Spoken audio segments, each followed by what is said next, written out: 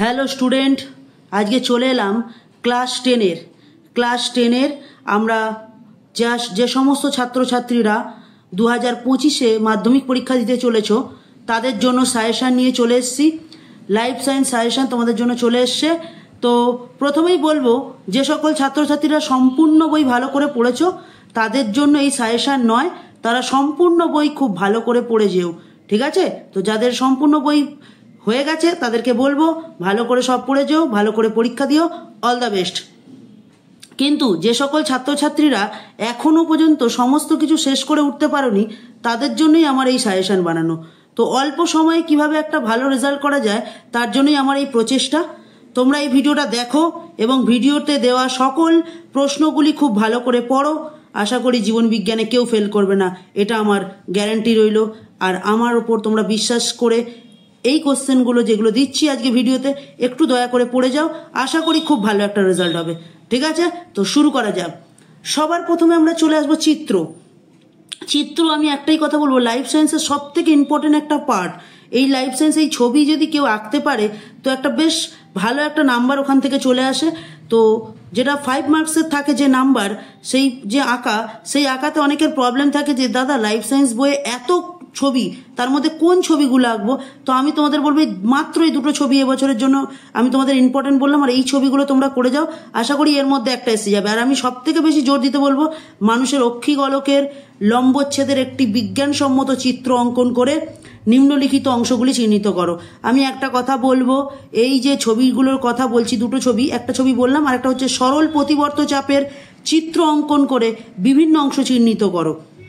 তো এই ক্ষেত্রে বলে দিই যে ছবিগুলো যখন আঁকবে চৌকো বক্সে আঁকবে এবং যখন যে চিত্র অঙ্কন করে যে অংশগুলো চিহ্নিত করতে বলবে সেগুলো একটা সাইডেই করবে। অংশগুলিকে চিহ্নিত যখন করবে একটা সাইডেই তীর করে একটা দাগ টেনে তোমরা করবে, ঠিক আছে? অনেকে থাকে এপাশে ওপাশে করে, সেরকম না, একটা সাইডে দাগ টানবে, টেনে একটা সাইডে তোমরা জিনিসটা করবে, ঠিক আছে? তো চলে আসবো এবার, আমাদের চিত্র বলা হয়ে গেছে, সবাই এই ছবিগুলো খুব ভালো করে করবে, আশা করি হয়ে যাবে। এবার চলে আসবো 1 মার্কসের জন্য। তো 1 মার্কসে তোমরা সমস্ত কিছু কমন পাবে, আমি তোমাদের গ্যারান্টি দিচ্ছি 85 থেকে 90% কমন চলে আসবে। তোমরা যে পর্ষদের টেস্ট পেপার আছে প্রথম 10টা সেট, আর এবিটিএ যে টেস্ট পেপার আছে প্রথম 10টা সেট, এই 10টা সেটের যে 1 মার্কসের যে কোশ্চেন, মানে MCQ, SAQ, fill in the blanks, তারপরে হচ্ছে ট্রু ফলস, সত্য মিথ্যা, শূন্যস্থান, সমস্ত এইগুলোই তোমরা ভালো করে ম্যাচিং, এগুলো ভালো করে দেখে যাও, আশা করি ওর মধ্যেই তোমরা কমন পেয়ে যাবে। আবার একটাই কথা বলবো, বুঝে পড়ো, যেটুকু সময় আছে একটু মন দিয়ে বুঝে পড়ো, কেন কোশ্চেন যদি ঘোরায় যা থাকবে সেটাই তোমরা, যেটা পড়ে যাবে সেটাই হয়তো দেবে, হয়তো একটু ঘুরিয়ে দেবে, সেটা তোমাদের কিন্তু একটু বুঝে নিয়ে করতে হবে। এবং 2 আর 3 মার্কসের জন্য এবার আমার সাজেশন স্টার্ট হচ্ছে। অধ্যায় 1 যেটা আছে সেই অধ্যায় 1-এ আমরা চলে এলাম। তো প্রথম কোশ্চেন, টপিক চলন কাকে বললে এবং কয় প্রকার ও কি কি তাদের সংক্ষিপ্ত বর্ণনা দাও। টপিক চলন কাকে বলে, কয় প্রকার, কি কি তাদের সংক্ষিপ্ত বর্ণনা দাও। পরের কোশ্চেন, পিটিউটারি গ্রন্থিকে প্রভু গ্রন্থি বলা হয় কেন? খুব ইম্পর্টেন্ট একটা কোশ্চেন, বহুবার পরীক্ষায় এসছে। এরপরের কোশ্চেন, ইনসুলিন ও গ্লুকাগন পরস্পরের বিপরীত ধর্মী কেন? ঠিক আছে, এই কোশ্চেনটা ভালো করে পড়বে। পার্থক্য আমি বলে দিয়েছি, ইস্ট্রোজেন, প্রোজেস্টেরন, হরমোন উৎসেচক ও বৈক্ষরা অন্তঃক্ষরা গ্রন্থির, এই 3টে পার্থক্যের মধ্যে এবছর একটা তোমাদের কমন আসছেই। পরের কোশ্চেন, 2,4-D ভূমিকা, মানে এটা একটা কৃত্রিম হরমোন, এটার ভূমিকা তোমরা পড়ে যাবে। মাছের সন্তরণে পাখনার ভূমিকা লেখো, এটাও খুব ইম্পর্টেন্ট একটা কোশ্চেন এবছরের জন্য। মাছের গমনে পটকার ভূমিকা, ঠিক আছে, মাছের গমনে পটকার ভূমিকা। দেন আসছি আমরা নেক্সট কোশ্চেন, চোখে ছানি পড়ার কারণ। আমি বহু টেস্ট পেপারে দেখতে পেয়েছি এই কোশ্চেনটা, তো এবছরের জন্য আমি মনে করি খুবই ইম্পর্টেন্ট একটা কোশ্চেন। এর পরবর্তী কোশ্চেন, অ্যাকসন ও ডেনড্রনের গঠনগত কার্যগত পার্থক্য। তোমাদের পরীক্ষায় যদি কার্যগত পার্থক্য আছে তাহলে তোমাদের কার্যগত পার্থক্য লিখতে হবে, যদি গঠনগত আছে গঠনগত লিখতে হবে। এছাড়া যদি দুজনের মধ্যে পার্থক্য আছে তখন সেক্ষেত্রে তোমরা গঠনগত কার্যগত যে কোনো একটা লিখলেই হবে। পাখির উড্ডয়নে পালকের ভূমিকা, এবছর বলে না বহুবার আমরা মাধ্যমিক এই কোশ্চেনটা বিভিন্নভাবে দেখতে পেয়েছি। তো এই কোশ্চেনটাকে আমি বলবো বারবার, এই যে পাখির উড্ডয়নে পালকের ভূমিকা, এটা খুবই ইম্পর্টেন্ট একটা কোশ্চেন, এটা বারবার বলছি, এটা স্টার পয়েন্ট দিয়ে রাখো এবং খুব ভালো করে কোশ্চেনগুলো পড়ো, ঠিক আছে? পরবর্তী কোশ্চেনে চলে আসি, অধ্যায় 2 রয়েছে। প্রথম কোশ্চেন, স্বপরাগযোগ ও ইতর পরাগযোগের সুবিধা অসুবিধা লেখো। পরবর্তী কোশ্চেন, নিষেক কাকে বলে? সপুষ্পক উদ্ভিদের নিষেক পদ্ধতি ব্যাখ্যা করো। তারপরে আছে মাইটোসিস কাকে বলে, খুব ইম্পর্টেন্ট একটা প্রশ্ন এবছরের জন্য। পরবর্তী কোশ্চেন, মাইটোসিস কোষ বিভাজনের প্রোফেজ ও মেটাফেজ দশার বৈশিষ্ট্য লেখো। পরবর্তী কোশ্চেন, মানব বিকাশের বিভিন্ন দশাগুলি উল্লেখ করো। মানব বিকাশের বিভিন্ন দশা বলতে আমরা যে জন্ম থেকে মৃত্যু পর্যন্ত সমস্ত দশায় কোন সময় কি কি ঘটে এবং কত বয়স থেকে কত বয়স পর্যন্ত হয় এগুলোর উল্লেখ করা আছে, ভালো করে তোমরা বই দেখলেই পেয়ে যাবে। পার্থক্য লেখো মাইটোসিস ও মিওসিসের মধ্যে, পার্থক্য লেখো ডিএনএ আরএনএ এর মধ্যে, এবং কোষ চক্রের গুরুত্ব লেখো। এটা বহু ইম্পর্টেন্ট, আমি বারবার বলছি, দরকার পড়লে তোমরা স্টার দিয়ে নাও।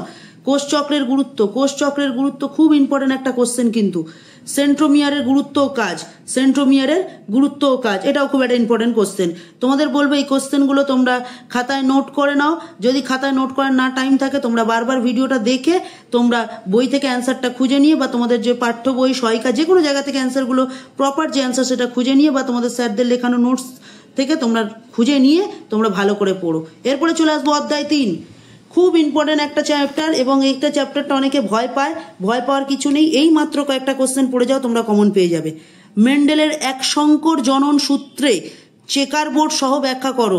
মেন্ডেলের এক সংকর জনন যে চেকার বোর্ড সহ ব্যাখ্যা করো। অনেকে বলবে দাদা দ্বিসংকর জনন, এবছর পরীক্ষায় এক সংকর জননই আসবে, দ্বিসংকর জনন অতটা ইম্পর্টেন্ট নয়।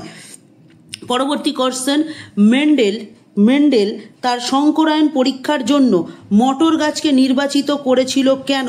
এই কোশ্চেনটাও কিন্তু তোমরা তোমাদের লাইফ সায়েন্স বইয়ে পেয়ে যাবে।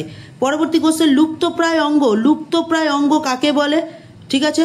পরবর্তী কোশ্চেন, বর্ণান্ধতা ও হিমোফিলিয়ার রোগের কারণ উল্লেখ করো। বর্ণান্ধতা ও হিমোফিলিয়া রোগের কারণ উল্লেখ করো। এই দুটো কোশ্চেনের মধ্যে একটা কোশ্চেন তোমরা দেখবে কোশ্চেনে পাবে যে কনফার্ম, তোমরা হয়তো অনেকে টেস্টেও পরীক্ষায় পেয়েছেও। ঠিক আছে। পরের কোশ্চেন, জেনেটিক কাউন্সিলিং কি এর ভূমিকা? এরকম একটা কোশ্চেন এবছর তোমরা পেয়ে গেছো, তোমরা দেখে নাও, তোমাদের কোশ্চেন পেপারে যখন দেখবে তখন বলবে দাদা সত্যি এরকম একটা কোশ্চেন কিন্তু আমরা পেয়েছি। ঠিক আছে। তার পরবর্তী কোশ্চেন চলে আসি, পপুলেশনের কয়েকটি জিনগত বৈশিষ্ট্যের কারণ লেখো। ঠিক আছে, পপুলেশনের কয়েকটি জিনগত বৈশিষ্ট্যের কারণ। পরেরটা, এক বিশুদ্ধ সাদা মসৃণ লোমযুক্ত গিনিপিগের সাথে এক বিশুদ্ধ কালো কর্কশ লোমযুক্ত গিনিপিগের মিলন ঘটানোর ফলে যে প্রকার অপত্য জীব সৃষ্টি হবে তা চেকার বোর্ডের সাহায্যে ব্যাখ্যা করো।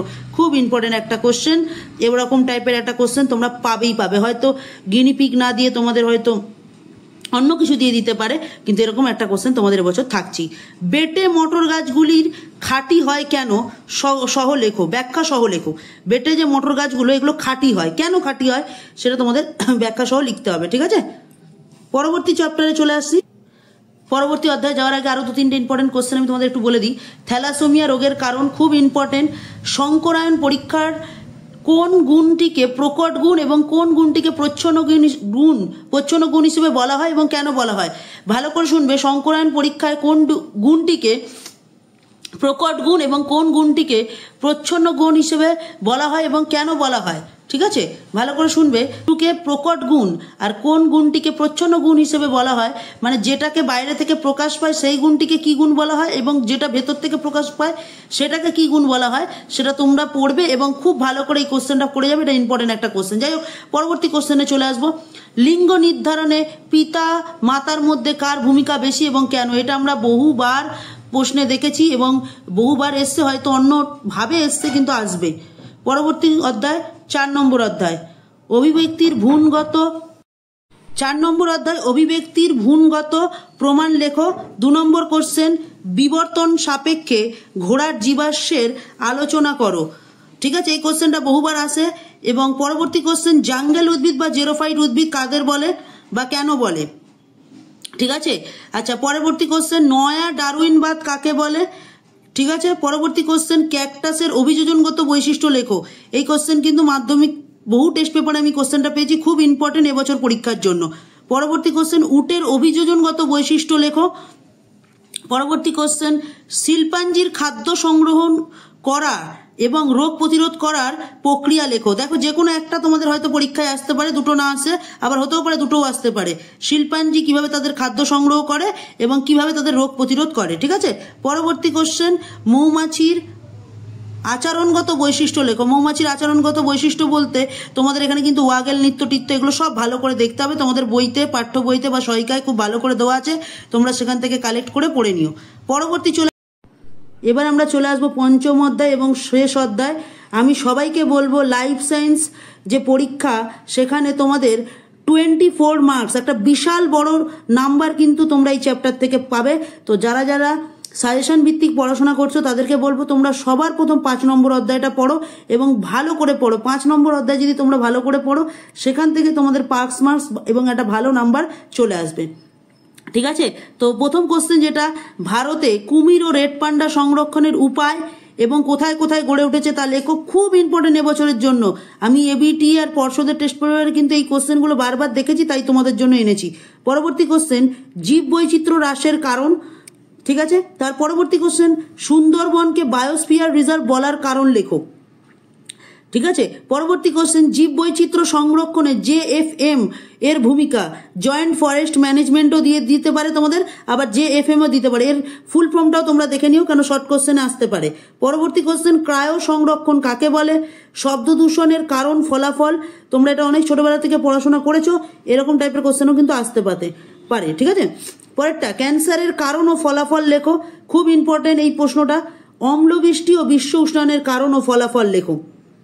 পরবর্তী প্রশ্ন এবং আমাদের শেষ প্রশ্ন, ক্রমবর্ধমান জনসংখ্যা বৃদ্ধির কারণ ও পরিবেশগত সমস্যা লেখো। ক্রমবর্ধমান জনসংখ্যা বৃদ্ধির কারণ ও পরিবেশগত সমস্যা লেখো।